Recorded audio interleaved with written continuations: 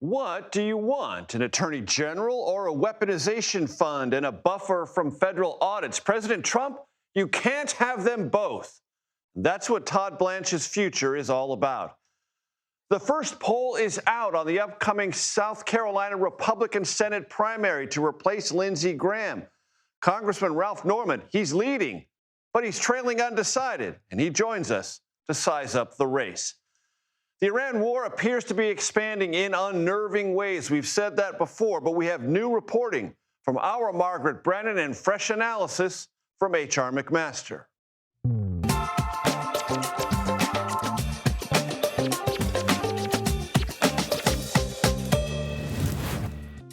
Hello, everyone. I'm Major Garrett in Washington. Welcome to the Takeout. I think we just ought to sit down and try to solve the problem. That's what we've been trying to do at DOJ, and we thought we were really close until now the president has basically blown that up. Blown that up. Let me clarify the Todd Blanche political saga, which has ping-ponged across Capitol Hill all day today, and why it matters. It is not, I repeat, not about whether or when the Senate Judiciary Committee votes on his nomination as Attorney General. That was supposed to happen today, but it's been delayed because two Republicans, John Cornyn of Texas, who you just heard from, and Tom Tillis of North Carolina, intend to vote no, thus denying Blanche committee approval. That sounds, I know, like a very big deal. It isn't. Blanche, we should remind ourselves, is the Senate-confirmed Deputy Attorney General and Acting Attorney General. He exercises today considerable clout inside the DOJ. His ascension to full AG, while structurally important, is a sideshow compared to what's delaying that ascension and what's not being done that otherwise could be. So, what is the holdup? The weaponization fund and sweeping, audit protections for Trump, his family, and his businesses. Both speak to Trump's desire to personalize his presidency, use it to dole out money to friends and allies he believes, were victimized, and also shield him and those closest to him from audits and other irksome government investigations. Cornyn and Tillis aren't buying that or budging. But the problem is this settlement goes far beyond that and purports to provide future immunity from tax audits for all of the affiliated organizations for the president and his family, which I understand could go and range into the hundreds. And they weren't parties to the lawsuit, so they shouldn't be parties to the deal. And then the only other thing that we asked for is confirmation of what Blanche said to us, that the weaponization fund is dead.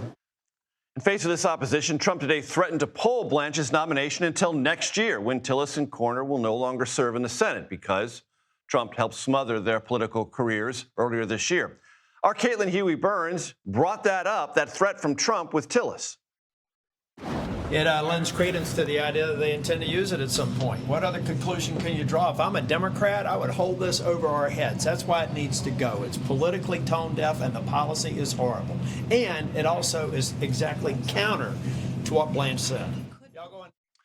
But Trump appears to be belligerent on Blanche and something called the SAVE Act, which would require voter ID to vote and birth certificates, to register to vote, and would vastly expand federal intrusion into state election procedures. Senate Majority Leader John Thune has told the White House over and over that bill does not have the votes. And he reminds the White House it's not close. In face of that, Trump, for the very first time, is now questioning whether Thune should lead Senate Republicans, undercutting Thune when he's trying to pass tens of billions of dollars to fund the Iran war, billions more to bail out farmers, stitch together a compromise to avoid a government shutdown in September, and maybe even extend the debt ceiling. All that, huge priorities, taking a backseat to preference for personalized pearls of the presidency. Did we mention, by the way, that Blanche was once Trump's personal attorney? Oh, there's one more thing. And it was raised by Louisiana GOP Senator Bill Cassidy, also politically bulldozed this year by Trump. And it's a term I bet you heard once or twice before: weaponization. And by the way, I'm very concerned about the weaponization of the Justice Department. Cassidy Hutchinson, I'm told there is a grand jury being impaneled to investigate her. Like, why? Tell me that. Shouldn't every American be afraid of the weaponization of the Justice Department?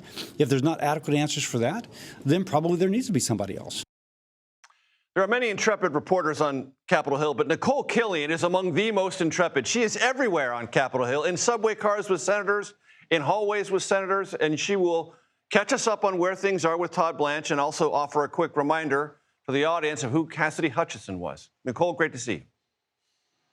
Hey, good to see you, too. And yes, you know these halls of Congress very well. Look, where things stand right now is we learned a short time ago. In fact, it was Senate Majority Leader John Thune who confirmed to me that he is aware of a meeting between Acting Attorney General Todd Blanche, Senators Tom Tillis, and Senator John Cornyn. Unclear what may come out of this meeting, but he told me that he hopes that there can be some resolution following this conversation so that this nomination can move forward. And at the end of the day, that seems to be what Senators Cornyn and Tillis both want. They say they're not opposed to Blanche. They generally think he's a good guy, good prosecutor, good attorney, but they want that language codified that he testified to in the Senate Judiciary Committee earlier this month, where he said that anti-weaponization fund is dead, because in his testimony, especially in an exchange with Cornyn,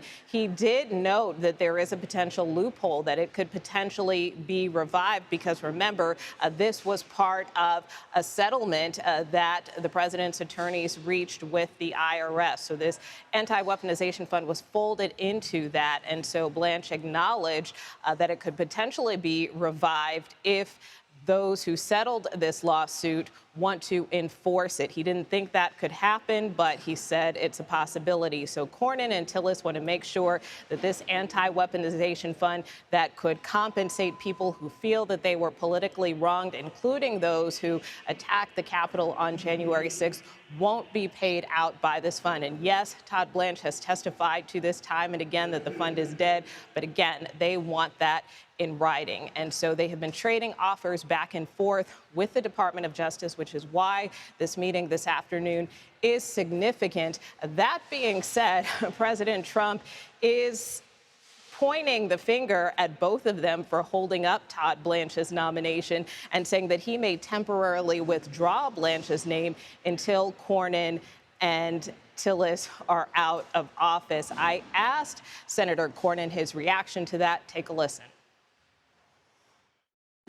I don't think that solves any problems. I mean, I think the DOJ needs a Senate-confirmed Attorney General, and Todd Blanche is probably about as good as we're going to get. And so I just think they need to do what Todd Blanche swore that this deal meant. They need to put that in writing so it's enforceable.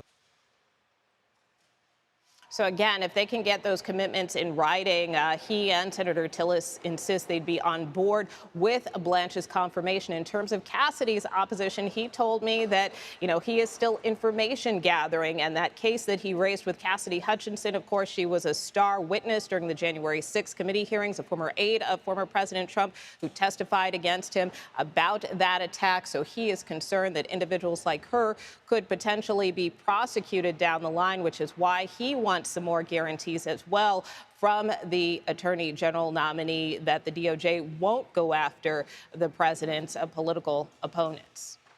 With all the reporting, the questions, and the answers, Nicole Killian, thank you very, very much. We're going to turn now to the Middle East. Pakistani mediators say indirect negotiations between the United States and Iran are ongoing despite the latest wave of attacks by both sides. And the conflict appears to have expanded to Egypt after drone strikes sparked fires in that country. Who conducted those strikes? Well, it remains unknown. We're going to continue our conversation here at the family table with CBS News foreign affairs correspondent and Face the Nation moderator Margaret Brennan. We're 6 months into the war, supposed to take 6 weeks. Where's the president's head on all this? Pretty frustrated. I imagine. With whom, though? Senior Israeli official shared how surprised those officials were from the Netanyahu government when they sat in the Oval Office and heard exactly how clinical he was. That was the term used in the conversations. The president. The president. There wasn't the usual sort of jovial approach to things, very serious, and looking for options, asking for them. The Israelis presented a few. He also met with the Saudi defense minister, Prince Khalid bin Salman, and received some of those. So did J.D. Vance. We know all that happened on Wednesday. So the president is continuing to get input. On the diplomatic front, there's not a lot of traction. There's a lot of talking, texting, calling, but that's not the same thing as actually negotiating anything.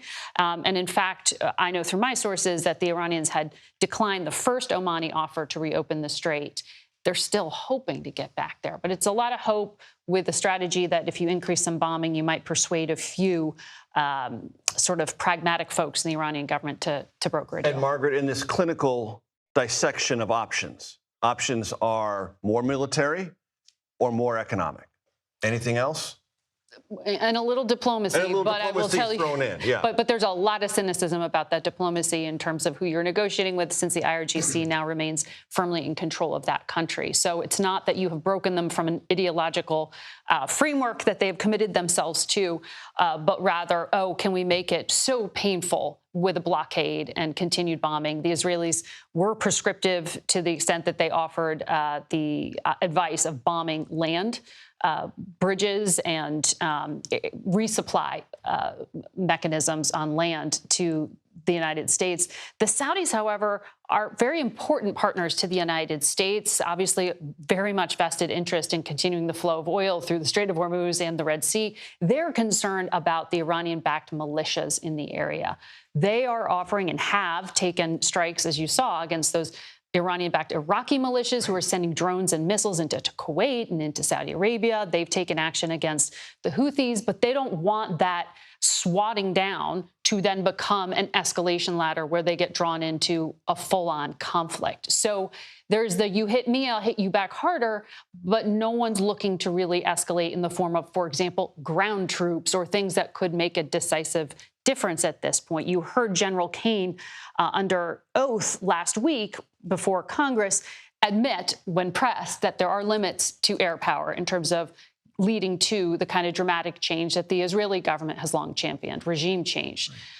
That line of thinking is still there for the Netanyahu government, but the commitment to actually put troops on the ground to do that are different. They say they want to help lay the groundwork for the Iranian people. Margaret, based on your reporting, does this feel like a stalemate that is not being recognized as one because no one wants to admit everyone's sort of stuck?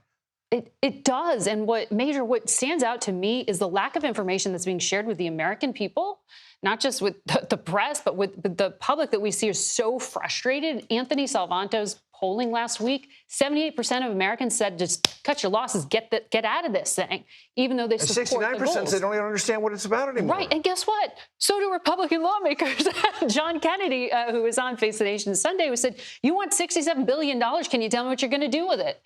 Can you tell me what the strategy is? And they're demanding these briefings that just aren't happening. You aren't seeing these closed-door sessions with Secretary of State Rubio and General Kane and the like. You're seeing small visits that are happening.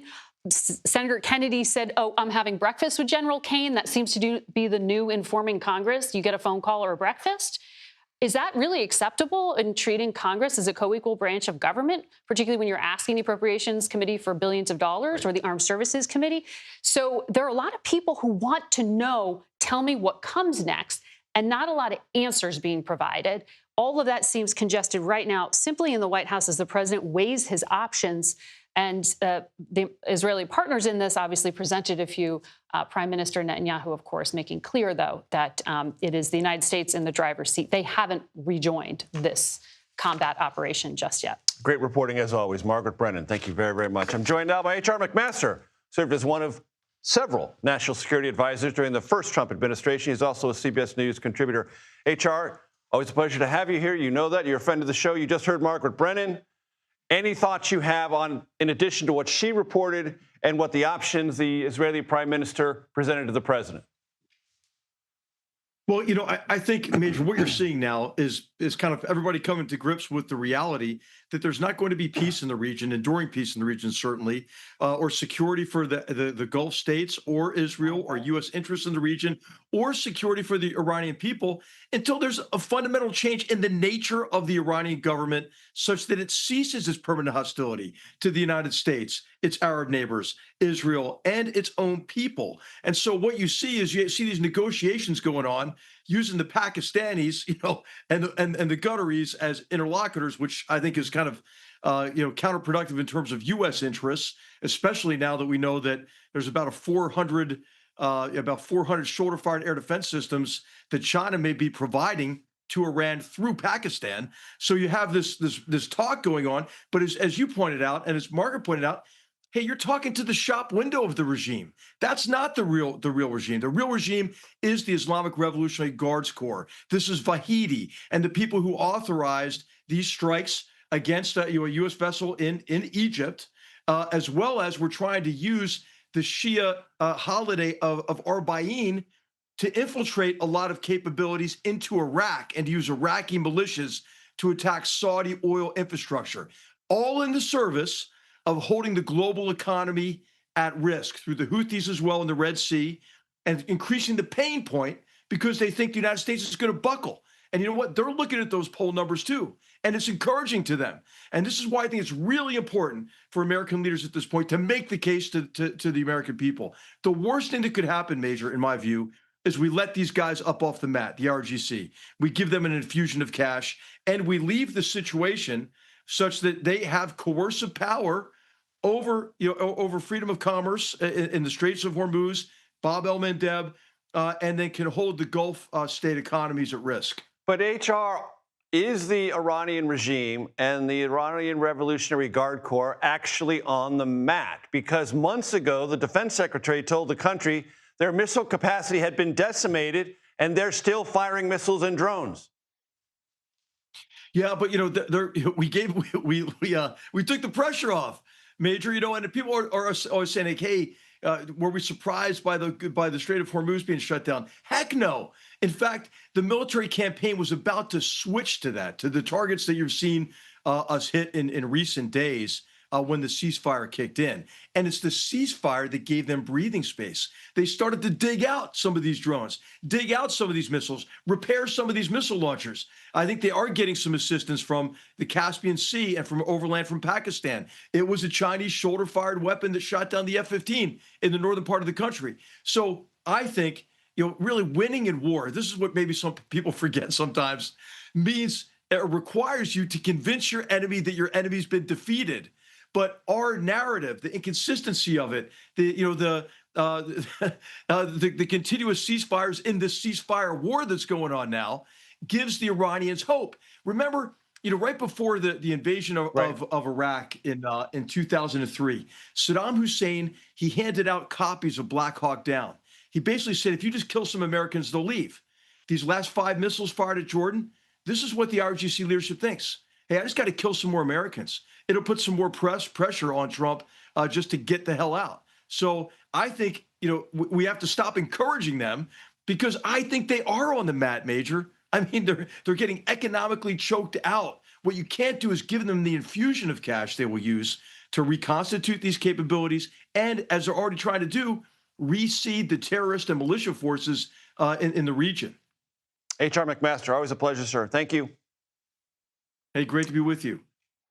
Affordability. President Trump frequently mocks that word as an invention of Democrats to make him look bad. But recent poll data showing persistent inflation, recent data showing persistent inflation, and today, sluggish economic growth mean that economic issues continue to matter.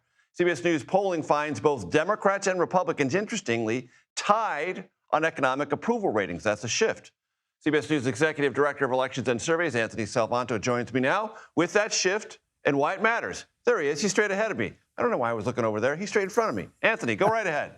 Hey there, buddy. Look, I'm going to continue on a theme here, and that is uncertainty. And here's what I mean. I have repeatedly shown that people keep telling us they don't think their incomes are keeping up with inflation. So do they see an answer from either party? Obviously, a critical question as we head into the midterms, right? Here's the answer. No. And let me start with the Republicans, because we get 55%, a majority of Americans saying they think Republican policies are actually hurting their cost of living. I'm going to dive a little bit deeper into that really quick, because I want to show you this. It is the difference among Republicans on immigration for President Trump's approval and inflation for President Trump's approval. And look at this gap, 90, very, very strong on immigration, to 68 on inflation. So even a lot of Republicans are feeling the pinch, is what you take away from there. But are Democrats any better? That answer, well, no, because they're still underwater. They're under 50% on the help number. Do their policies help your cost of living? And they're actually net negative. A little more say they hurt. Now, the Democrats might say, well, they're better than Republicans and voting is about its choice. That is true. But in this environment where neither party has a huge edge or over 50, I ask the question, do we watch this as the most important or one of the most important dynamics heading into the midterms? I think it is. And Anthony, if I remember correctly, going into the election in 2024, Trump and the Republicans had a bit of an advantage on perceptions of economic performance in the future and inflation. That much has eroded. Yes, it has. Donald Trump won in large part because people in 24 said they remembered his economy in his first term as being good. But right now, with a lot of groups, he's not only seen as not handling inflation, but also is seen as not focusing enough on it. And that seems to be connected in part to views of Republicans writ large. Anthony Salvanter, thank you, sir. I appreciate it. Still to come, South Carolina Republican Congressman Ralph Norman handicaps the hurry-up race for the U.S. Senate. He did not land President Trump's endorsement. The late Lindsey Graham's sister, Darlene, did. How does Norman differ from the senator and the sister who seeks to replace him? Also, Sabato's crystal ball, so famous, moves 13 House districts toward the Democrats. Its managing editor, Kyle Conduct, tells us why and casts his eye on progressive Democratic campaigns statewide in the upper Midwest. Plus, an Ohio Republican congressman is enmeshed in a nasty divorce and custody dispute. His ex-wife, the daughter of Ohio Republican Senator Bernie Moreno, has alleged physical abuse. We will take a look at all of that. The Takeout returns in 90 seconds.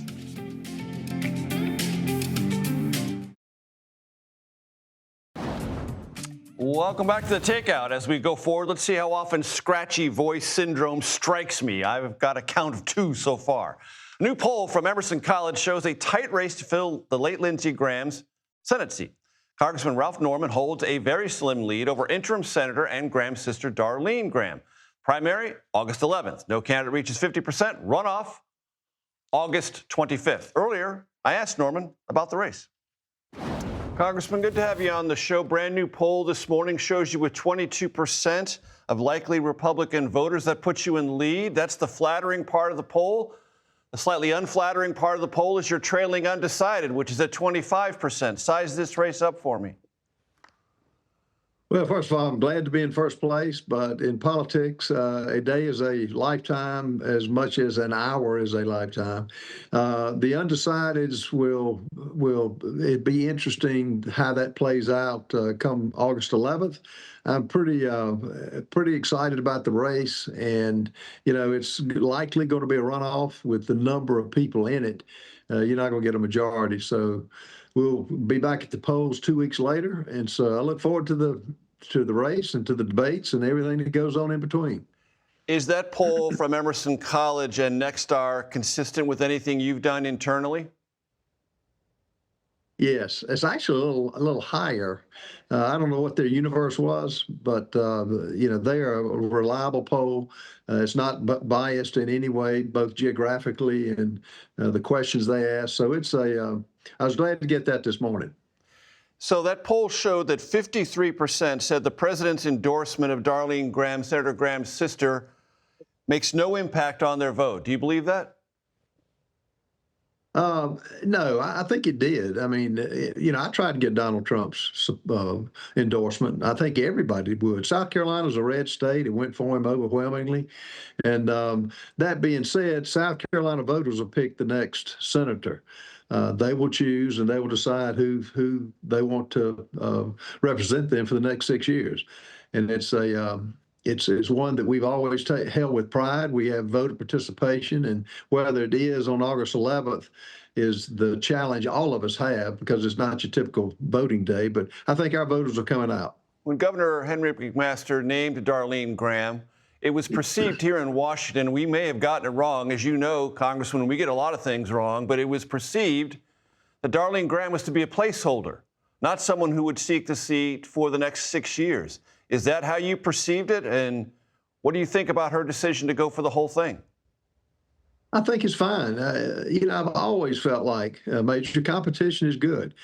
She has handled herself gracefully during a difficult last 2 days, particularly with the funeral, one in Washington and one in Columbia. But look, join the crowd, and I think we'll find out what her positions are, as we will all the others. But I welcome challenges. I mean, competition is what made this country what it is, and so I welcome her into the race. Why are you better? I'm the only businessman with a track record legislatively that backs it up. There is a reason that Rick Scott and Mike Lee and others have endorsed me, Mark Meadows, Jim DeMint. I'm just conservative, and I tell you, it couldn't come at a better time. I mean, you've been around Washington, the gridlock that the Senate has basically been the graveyard for good bills that we passed from the House to be buried. We're going to unlock the Senate. I'm going to play a part in that, being one of 99 others. We don't have the leeway to keep doing nothing. And I asked a senator at the funeral yesterday, I said, y'all are in session? He said, yeah. I said, what are you doing? He said, nothing. That's unacceptable. Passing the SAVE Act, verifying who you are, an American citizen, having to struggle to get that is a sad day. So I want to play a part in making sure that passes. When John Thune, the Senate Majority Leader, says there aren't the votes, not the 60 if there's a filibuster, not the 50 if it's a straight majority vote for that act, the SAVE Act, do you believe him? Well, I think it deserves more effort than that. I know John Thune not well, but look, we ought to be doing a walking filibuster. Keep them up all night. I mean, look, this isn't some minor piece of legislation. The Democrats are a challenge that we're facing all over this country, and they want to keep it like it is because cheating is in their vocabulary, and it's the whole reason the immigration fiasco took place, where you got 20 million people that were let in here scot-free. It shouldn't work that way. I will do what I can to blow up the filibuster and to be a vocal opponent of just letting this thing sit, as so many other good bills have. But this is special because this is the viability of our republic and keeping it. And if we can't do this, I don't know what else we can do. So you did not get President Trump's endorsement. Do you think that might change after the results of the first round are in? I don't know. It's interesting. I know he co-endorsed after Pamela Abbott, who was his first pick. He went with the ultimate winner, A.G. Wilson. In the governor's race, yes. The governor's race. He did the same thing in Arizona. Andy Biggs was, Freedom Caucus and was very close to President Trump, and he had endorsed his opponent and endorsed two people. So we'll see. It's up to it's his prerogative. He can do what he wishes. Of course, I would love to have gotten it outright. I've got the highest rating of supporting him of any of the members in South Carolina, and I will keep that. Before I let you go, I want to play for you, Congressman, Darlene Graham, when she appeared on Sean Hannity's program on July 20th, talking about how she differentiates herself or might differentiate herself from her brother, Lindsey Graham, in the Senate. Let's listen to that. I used to see him on the talk shows. I would watch him, and I'd be like, Lindsey, you're just talking about national security all the time. And I understand that's important. Protecting our borders, national security, absolutely. I said, but, talk about also what matters to the average person. The price of groceries, the price of gas, health care, insurance. Those your priorities? Well, what she's saying is right, but now the main priority is the cancer in this country is the deficit. We're going broke, Major. I mean, we can't keep spending like we're spending. So getting the cancer, stop the spending, get the budget that begins the process of putting us on financial solvency. That hasn't happened. We're going to protect America. We're going to fund the troops, in which Lindsey did well. But now where I differ with Senator Graham is I'll be a budget hawk. I'm not for endless wars, and I'm not for funding each and every project that comes along the pipe in other countries. We got to draw a line and keep America strong and keep America solvent, which is in danger right now. Congressman Ralph Norman, I appreciate the time, sir. Thank you. My pleasure. Thank you. Democrat Mandela Barnes drops his bid for Wisconsin governor, paving the way for the progressive in that upcoming primary. That's next. You're watching The Takeout.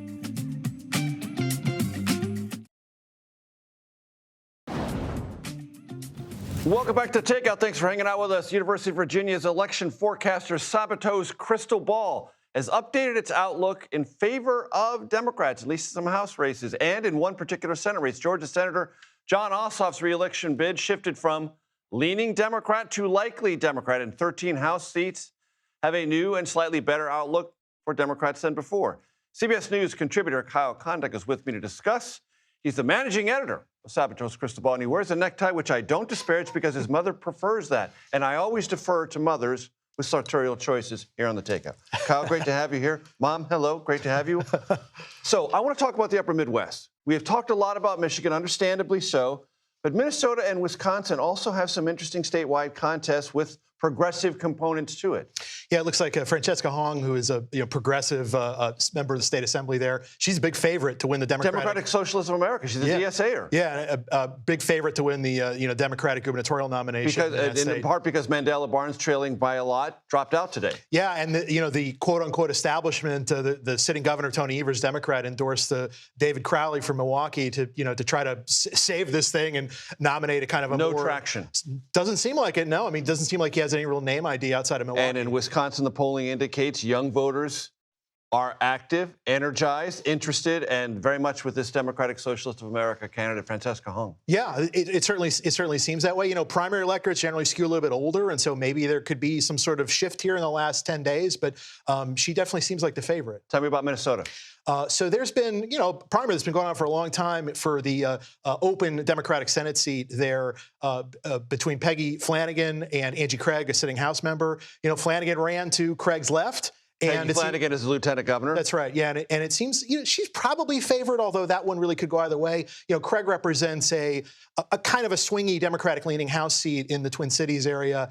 Flanagan, is the lieutenant governor. She, hasn't really had to run in that sort of battleground race. National Republicans would prefer to run against Flanagan, although I think probably either Democrat would be favored in that race for November. And that's vacated because Amy Klobuchar running for governor and the odds-on favorite. Well, and Tina Smith, the sitting senator, is retiring, right. So there actually could be another Senate opening in Minnesota if Klobuchar is elected governor. And tell me about the House races. So there's a lot going on in the House, and it's interesting that even though we made a bunch of changes in favor of the Democrats today, our actual kind of top line in the House is really pretty close. It's 208 seats, at least leaning to the Republicans, 207 to the Democrats. 20 toss-ups. That's really close. Yeah, and our expectation is that the Democrats are favored in the House and that they probably would win most of the toss-ups. But the House map did get better for Republicans because of redistricting. Yeah. So I don't think it's crazy to suggest Republicans could hang on. But again, I do think Democrats are favored, and the changes today do kind of better reflect that. And when my audience hears likely lean, what does that mean?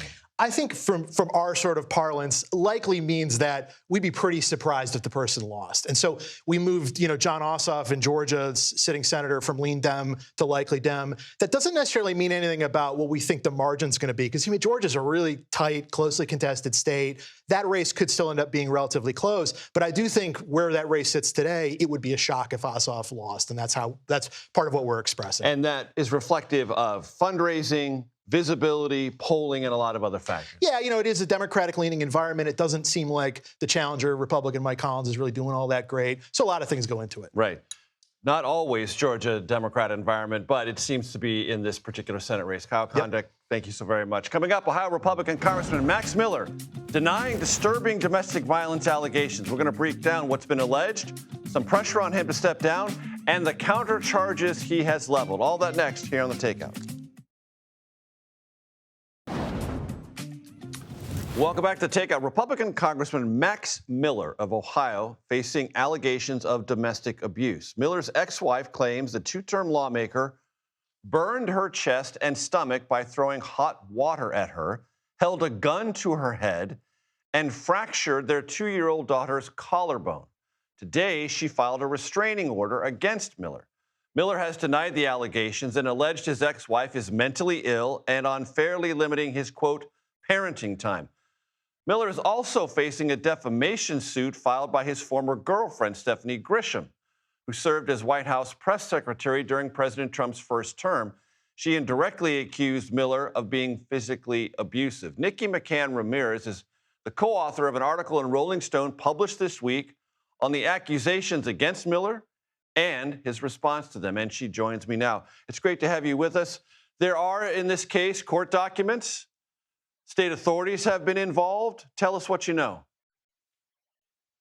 Yeah, I think it's important to clarify for viewers here that this is not just a pattern of behavior, alleged behavior, of course, extending back to Grisham. The court documents reveal that Miller has been accused of intimate partner violence by women dating all the way back to when he was in high school.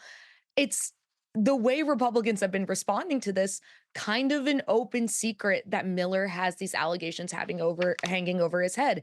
We have video footage of George Santos, who very infamously was forced to leave Congress in his own scandal, accusing Miller on the House floor of being a wife beater. So this is something that has been known within Republican circles within Congress. Of course, Emily Moreno is the daughter of Senator Bernie Moreno, and almost as disturbing as the allegations themselves is the silence coming from the Republican caucus regarding these accusations against one of their members. And when you talk about silence, characterize that for my audience. Absolutely. So we, at this point, have no evidence that there is a House ethics investigation looking into the allegations against Miller. House Speaker Mike Johnson was asked about them directly earlier this week. And instead of pulling what he usually does, where he says, oh, I haven't seen the report, again, this is very well known within Republican circles, he deflected, simply saying that these were allegations and that House ethics would handle it. But then again, there doesn't seem to be any movement from House ethics. The calls for an investigation have come primarily from Democrats. The House Women's Caucus called today for there to be such an investigation.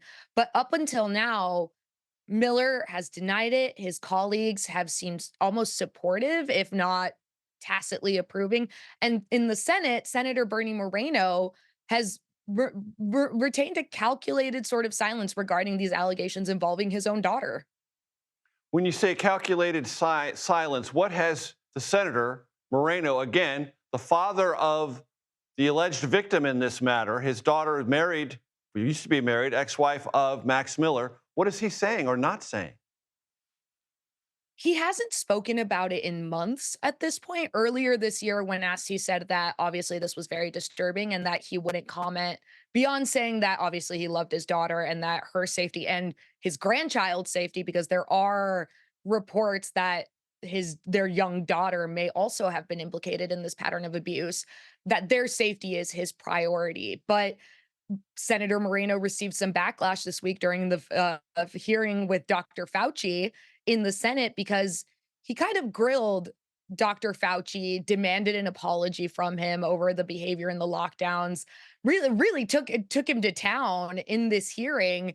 And for a lot of observers, it seemed really odd that Senator Moreno would give such an impassioned delivery in that hearing, while at the same time having this own scandal kind of hanging over his head and refusing to address it publicly. Very quickly, Nikki, my audience is familiar with nasty divorce disputes. Lots of things can be alleged back and forth, and lots of things can be hurled in anger, and attorneys abet that sometimes. But as you pointed out at the top of our conversation, there is something longer in this tale about Max Miller. 100%. As early as high school and college, there was one woman who accused him of shoving her down a staircase during an argument. He has repeatedly had encounters with police outside of intimate relationships, either be it bar fights or aggressive behavior. The restraining order that was filed today was not necessarily against Mrs. Moreno. The restraining order, the request alleges that he put his hands on one of her attorneys during a hearing and that she had to tell him to let him go. It seems that there is a pattern of anger and aggression that goes back more than a decade. And I think that is why these allegations are not being treated, particularly by Democrats, as just, the he said, she said of a divorce, but rather a very concerning pattern of behavior that, again, has been known among Republican circles for years at this point. And Congress Miller has vociferously denied. Nikki McCann Ramirez, Rolling Stone. I appreciate it. Thank you. Still to come, a new poll shows Abdul El-Sayed with a double-digit lead in the Michigan Senate Democratic primary. The polls out of Michigan have been swinging back and forth. Our political panel will try to decide which ones we ought to pay most attention to. Or maybe they won't. We'll find out. That's next here on The Takeout. Welcome back. I love it. It's political panel time. Usama Andrabi is the communications director for Justice Democrats, part of the progressive wing of the party, proudly so, they would say. Kevin Sheridan, Republican strategist and former senior advisor to Mitt Romney's 2012 presidential campaign, which we all recall with such fondness. Kevin, Todd Blanche could be attorney general, but President Trump doesn't want to do a very simple thing, which is put in writing what he's testified to before the Senate Judiciary Committee about the weaponization fund and the sweeping audit protections. Yeah, I think they'll come to a deal here, and he will get confirmed. But even if he doesn't, he's still in the job. That's what I said at the top of the show. He still exercises tremendous clout. They could but this is go for it and lame duck, things. Or they could, no kidding. And DOJ is in the spotlight right now. They want, after the Fauci thing yesterday, and there's a lot on the. Pressure. There's a lot of conservative pressure out there that they want prosecutions, they want accountability. And Todd Blanche has been doing that from the deputy spot, but, the interim spot. But I think they ultimately do come to a deal. And Osama, I'm sure when you hear Kevin say they want prosecutions, they want accountability, you would say they're not the same thing. Yeah, definitely. I think obviously we know what's holding up Todd Blanche, which is the fact that there's a slush fund that exists to persecute and protect Donald Trump's friends. And it's already been used. It's being spent to support anti-abortion extremists. It's being spent to support Michael Flynn.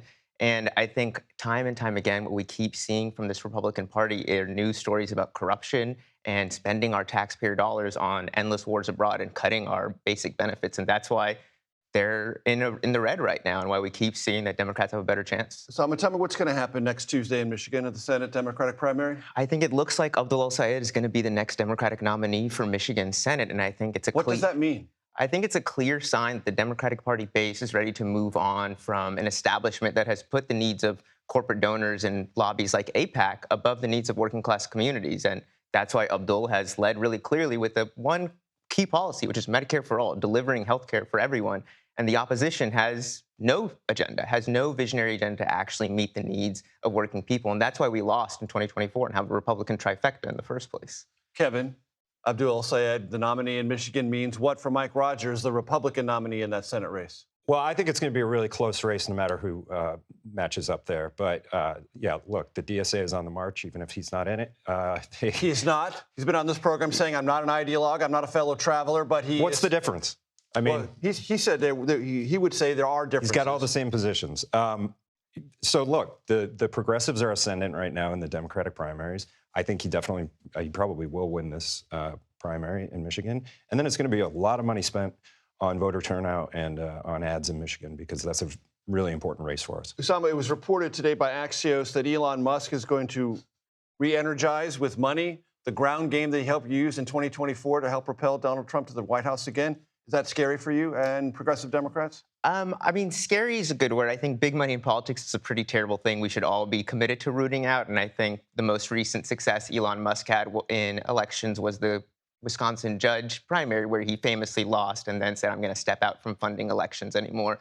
And so I think voters don't have that short of an attention span. They remember what Elon Musk did at the top of the federal government, which is rob us of our services and our basic needs. And now we have an outbreak where everyone Doge has is what you're referring through to. Doge, and now we have an outbreak where everyone has diarrhea across the country because we cut key agencies that looked over these sorts of things. He didn't cut enough. He didn't cut enough. Right. Kevin Sheridan, please. Yeah, look, Elon Musk stepping into this is good news for Republicans. Because? On top of the good news, because it's a lot of money and it's a lot of get out the vote. He did this in the presidential election, and it helped. That goes on top of the money that Republicans already have, and they've got a big money advantage at the committees combined. And now they can coordinate. So it's probably $1.5 billion is going to be spent on just a few races. Yeah, Right. so I think You get 20 seconds. Yeah, I think it's wonderful if the Republican Party wants to be the party of the richest man in the world, and that is what they are doing. They are the party of the richest man in the world, which is Elon Musk, benefiting another billionaire who is Donald Trump, who is robbing working people of their basic necessities every single day. You get the last word, Salma Andrabi. Kevin Sheridan, I appreciate it. Thank you very much for being here. Happy Thursday, everyone. You can hear my voice. It's creeping back in there. Wow, with aggression. This is The Takeout. Relentlessly curious, reliably civil, occasionally clever. The Data Report is coming up next.